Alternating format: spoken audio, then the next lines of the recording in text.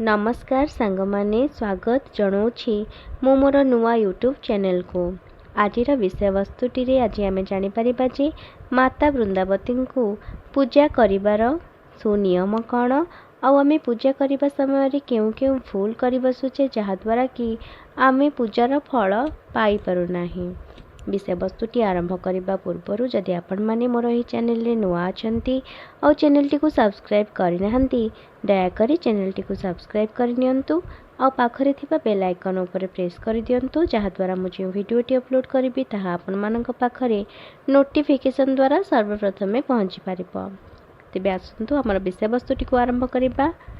माता वृंदावती को आम जेतेबेले पूजा करिबा आमे माने किछि किछि भूल कर दी थाउ जहाद्वारा कि पूजार फल आमे माने पाई न थाउ।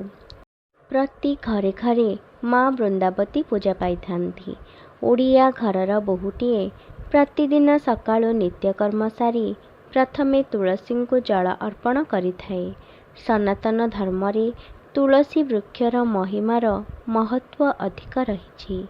तुलसी वृक्ष धार्मिक भावना सह जड़ित केवल ताहा नुहे, एहा वैज्ञानिक मतरे मध्य आम दैनंदिन जीवन रे नित्यांत आवश्यक अटे। सकाळु खाली पेटरे तुलसी पत्र खाई पानी पीवा द्वारा अनेक रोग नाश होइथाए। तुलसी वृक्ष हेउछि एक पवित्र वृक्ष जेउठिकी भगवान श्रीहरि विष्णु वास करिथांती। शास्त्र मतरे तुलसी मूलरे सृष्टिकर्ता ब्रह्मा वास करती। मध्य भागरे पालनकर्ता श्रीहरि विष्णु वास करिथांती एवं तुलसी जटारे महादेव शिवंक वासस्थान अटे। तुलसी गछरे त्रिदेव वास करिथांती। तुलसी बिना श्री विष्णुंक पूजार कौनसी अर्थ न थाए। महादेव शिवंकर तुलसी जटा मध्य अति प्रिय अटे।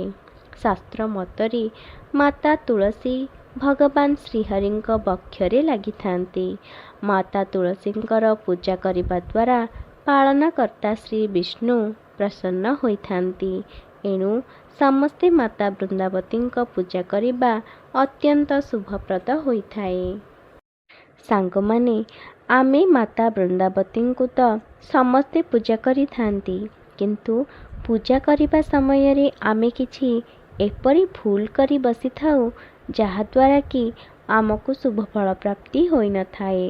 शास्त्र मतरे तुलसी वृक्ष को दक्षिण स्थान रे लगाइबा उचित नुहे।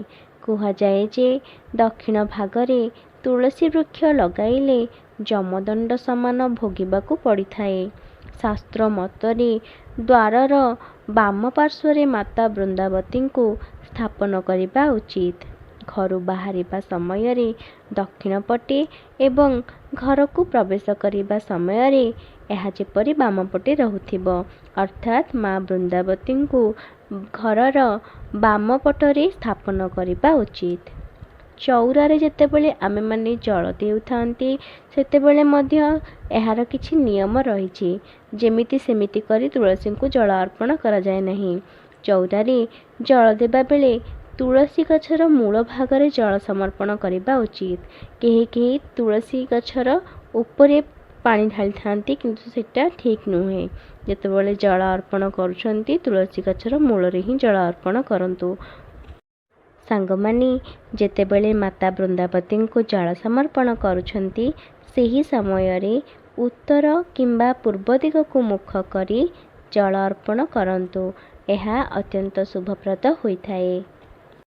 माता वृंदावती को जल अर्पण करिबा समय रे उत्तर किंबा पूर्व दिग को मुख करी जल देबा उचित।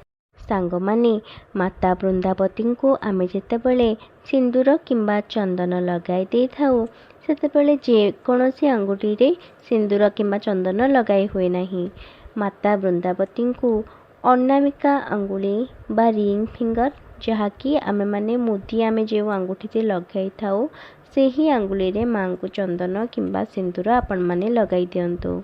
जेतेबेले दीपदान करूछे सेही समय रे दीपर मुख मध्य पूर्व किंबा उत्तर दिग को रखिबा उचित। दीप को दान करूछे तेणु ताकू तले रखंतु नहीं, एहाकू କୌଣସି ଆସନ ଉପରେ ହେଉ କିମ୍ବା କଦଳୀ ପତ୍ର ଉପରେ ବି ଆପଣମାନେ ରଖିପାରିବେ। ଏହା କଲେ ଅତ୍ୟନ୍ତ ଶୁଭ ଫଳ ମିଳିଥାଏ।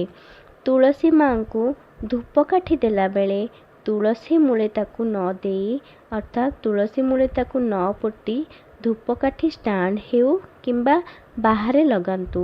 ତୁଳସୀ ଗଛ ଲାଗିଥିବା ମାଟିରେ ଧୂପକାଠିକୁ ପୋତନ୍ତୁ ନାହିଁ।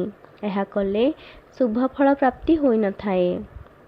ଶାସ୍ତ୍ର ମତରେ ଦୀପ ଦେଲାବେଳେ ତିଳ ତୈଳର ଦୀପ ହେଉ କିମ୍ବା ଘିଅର ଦୀପ ହେଉ, ଏଇ ଦୁଇଟି ମଧ୍ୟରୁ ଯେଉଁଟା ବି ଆପଣମାନେ ଦେଇପାରିବେ, କିନ୍ତୁ ଉଭୟକୁ ମିଶେଇ କେବେ ହେଲେ ଦୀପଦାନ କରନ୍ତୁ ନାହିଁ। ଅର୍ଥାତ୍ ତିଳ ତୈଳ ଆଉ ଘିଅକୁ ମିକ୍ସ କରିକି କେବେ ହେଲେ ଦୀପକୁ ଲଗେଇକି ମାଙ୍କ ପାଖରେ ଦିଅନ୍ତୁ ନାହିଁ। ଏହା ଅଶୁଭ ଫଳ ପ୍ରାପ୍ତି କରିଥାଏ।